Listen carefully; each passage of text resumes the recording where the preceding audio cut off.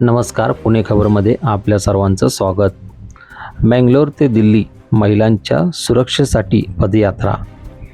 मंगलोर येथून सुरू झालेली बेटी बचाव जनजागृती पदयात्रा आज दिनांक 21 नोव्हेंबर रोजी देहूर येथे पोहोचली. मुसा शरीफ यांच्या नेतृत्वाखाली सुरू झालेली ही पदयात्रा महिलांवरील अत्याचाराविरुद्ध आवाज उठवत आहे. यांच्या प्रमुख मागण्या: महिलांवरील अत्याचारांना रोखण्यासाठी कठोर कायदे करावेत, बलात्कार करणाऱ्यांना कठोर शिक्षा म्हणजेच फाशीची शिक्षा व्हावी, महिलांना न्याय मिळण्यासाठीची प्रक्रिया जलद करावी. पदयात्री पंतप्रधान नरेंद्र मोदी यांना भेटून या मागण्यांची पूर्तता करण्याची विनंती करणार आहेत. देहूर येथे भारतीय संविधान सन्मान रॅली संयोजन समितीने पदयात्रेचे स्वागत केले. ही पदयात्रा समाजात महिलांच्या सुरक्षिततेबाबत जागरूकता निर्माण करण्याचे काम करत आहे. महिलांवरील अत्याचार हे आजचे सर्वात मोठे प्रश्न आहेत. या प्रश्नांच्या निराकरणासाठी सरकारने त्वरित पावले उचलावीत, यासाठी ही पदयात्रा काढण्यात आली आहे, अशी माहिती पुणे खबर वृत्तवाहिनीला अब्दुल शुकुर अहमद यांनी दिली आहे.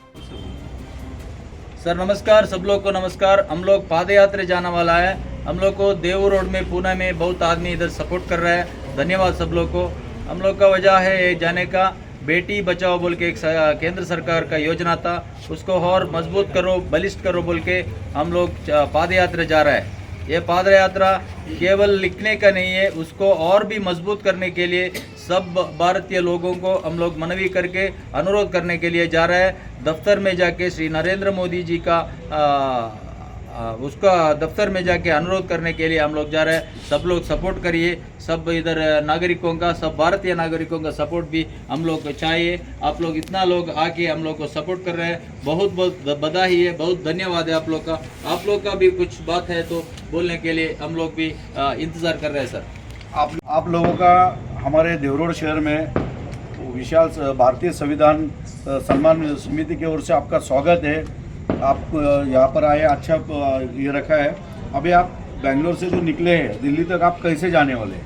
पैदल पादयात्रा करके जा रहे हैं। आज 36 दिन हो गया, आज तक हम लोग चल के आपका पाँव का नीचे तक आ गए सर। इसके आगे आप कैसे जाने वाले हैं? और भी चल के ही पैदल जाने वाला है, दिल्ली तक जाने वाला है। दिल्ली तक आप मतलब आपका कितने दिन में आप पहुँच सकते हो वहाँ पर? आगे और कुछ 2 महीने से ऊपर हो गया सर, होएगा। अभी 36 दिन हो, हम लोग का कॉन्सेप्ट है 90 दिन का है, 3 महीने का। फिर भी 3 महीने में नहीं हो रहा है, क्योंकि हम लोग सब लोग जगह जाके अवेयरनेस करके जाना पड़ता है, इसलिए हम लोग को 3 महीने में नहीं होएगा, और भी हमको टाइम चाहिए सर।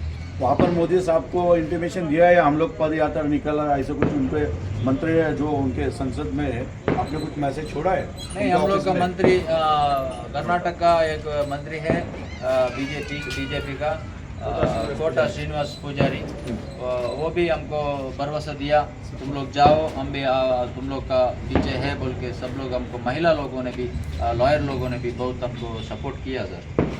अभी हमारा भारत देश में बहुत महिला के ऊपर अत्याचार हो रहा है। अभी कानून है, उसमें थोड़ा बलिष्ठ करो, थोड़ा बलिष्ठ किया तो अभी अत्याचार थोड़ा कम हो जाएगा। इसलिए हम लोग श्री नरेंद्र मोदी जी को जाके अनुरोध करने के लिए जा रहा हूँ।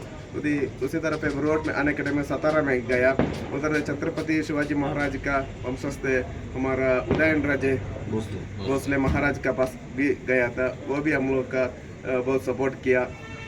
ओके, इधर भी तुम लोग बहुत आदमी इधर आके हम लोग को सपोर्ट कर रहा है, बहुत बहुत धन्यवाद।